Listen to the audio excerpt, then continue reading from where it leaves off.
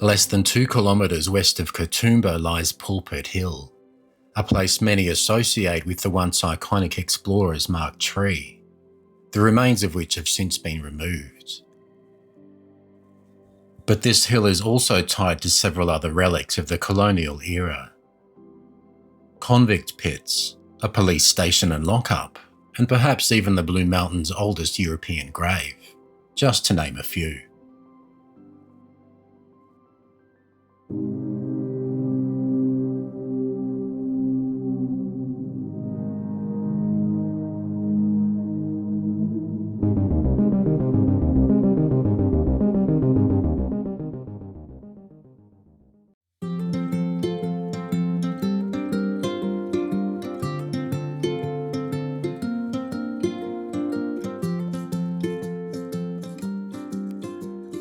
Pulpit Hill sits directly on the route taken by Blaxland's Wentworth and Lawson during their crossing of the mountains in 1813. It's believed that they, along with 4 servants, 4 pack horses and 5 dogs, camped on the eastern side of the hill near a spring, the same spring that feeds Cascade Creek to this day. The following year, after the construction of Coxs Road, the hill was identified as a resting place for drovers, stock and travellers moving along this rough new route across the mountains. In April 1815, Governor Lachlan Macquarie, joined by his wife Elizabeth and a party of officials, toured the new road. On passing this hill, the governor's right-hand man, Major Henry Colden Antle, wrote in his journal,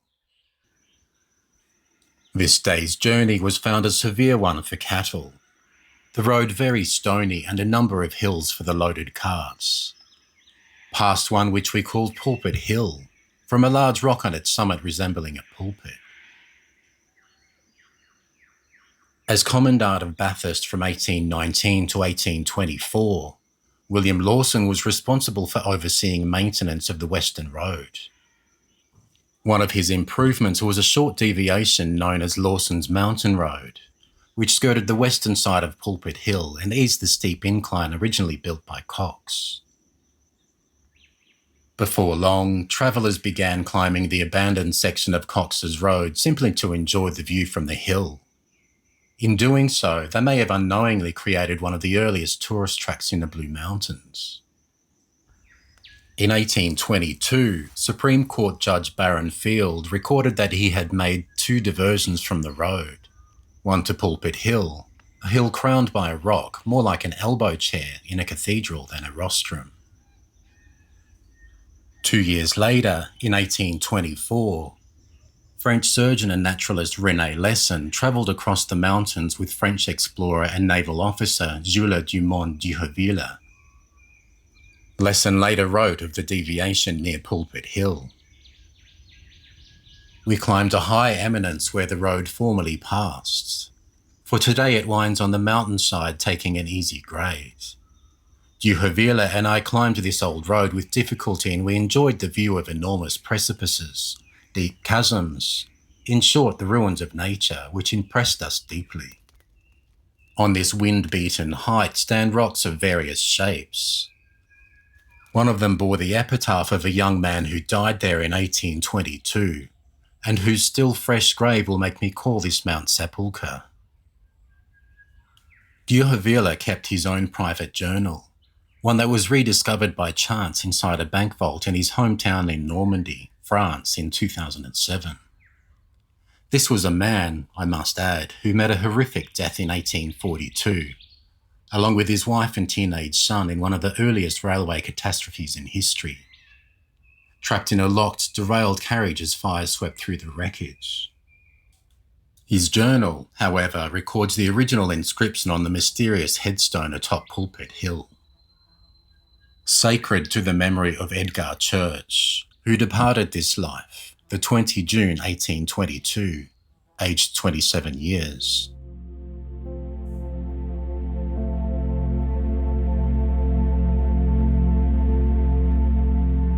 By 1901, the Argus guidebook reported that the rock on the summit was said to resemble a preacher standing in a pulpit. But by then, the rock itself was gone. Around 1866, it was broken up and used for road making or ballast as the railway pushed across the mountains.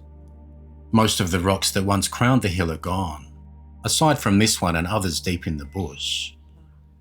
Today, the summit is largely bare, dominated by a fenced transmission tower installed in the 1970s.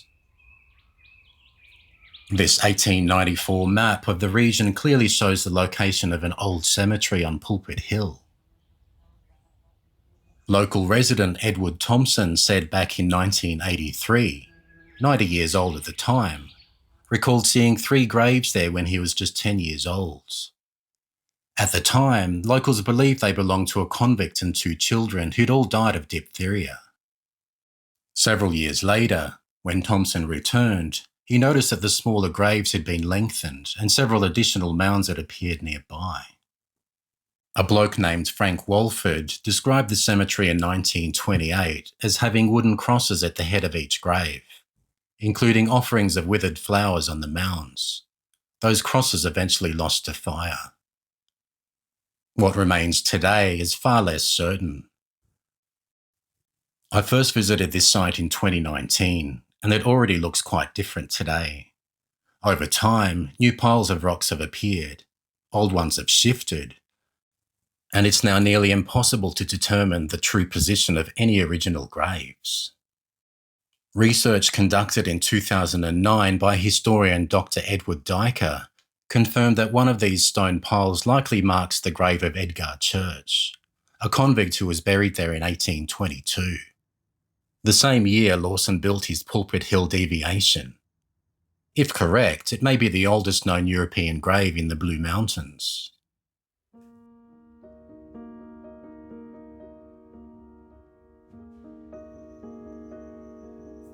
Edgar Church had been sentenced in England on 4 December 1816 to 7 years transportation for stealing a trunk valued at 16 shillings.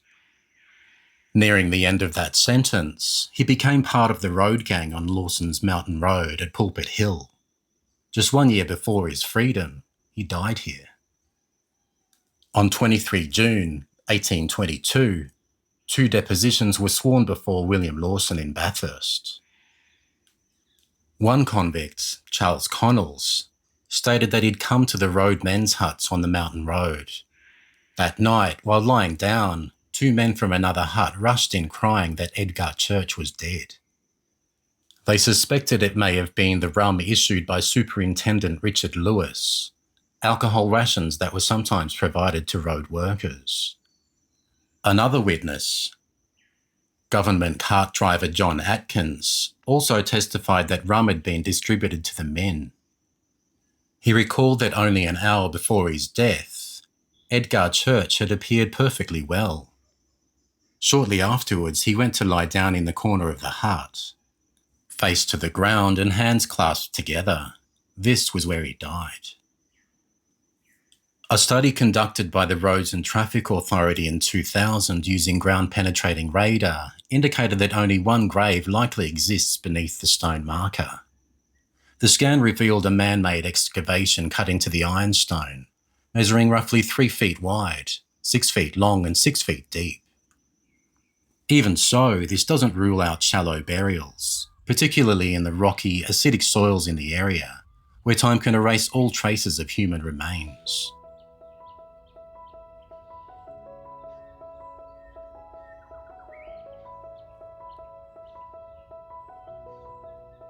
Other relics of the era are the mysterious so-called convict pits, one of which lays deep in the scrub north of the cemetery. In total, 7 such pits have been identified between here and Mount Boyce, all on the western side of the railway and close to the original course of Coxs Road, stretching across almost 10 kilometres. This one is roughly 3 metres across and mostly filled in, with stones placed around one side of the pit. Early speculation suggested they housed convicts, though historians now believe they were more likely used for storing provisions connected with the roadworks, or possibly the first railway construction to Mount Victoria in the 1860s. Other theories include water storage, mineral exploration pits, animal traps, or even storage for explosives. Not far from here once stood a police lockup. Constructed in 1862, it was intended to house prisoners being transferred from Hartley to Penrith and Cockatoo Island. The existing lockup at Blackheath had been considered insecure, prompting the establishment of a new one at Pulpit Hill. The following year, police barracks, stables and an outhouse were added. The lockup itself is believed to have been a small stone structure containing 2 cells, along with basic accommodation for the resident and escorting police officers. In 1896, however, the buildings were removed when the railway line was realigned nearby. When the track was later duplicated in the early 1900s, any remaining traces of the police complex were erased, though foundations may still lay beneath the current tracks.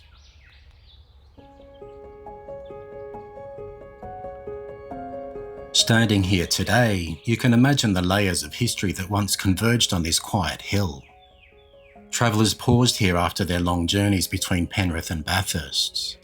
Convicts laboured on the road that opened the mountains to the colony. Somewhere beneath the stones lies Edgar Church, a young man who died within sight of the road that would one day carry thousands westward. Pulpit Hill is not just a peak overlooking the valleys, but a place where small human stories, hardship, labour and loss quietly linger in the landscape.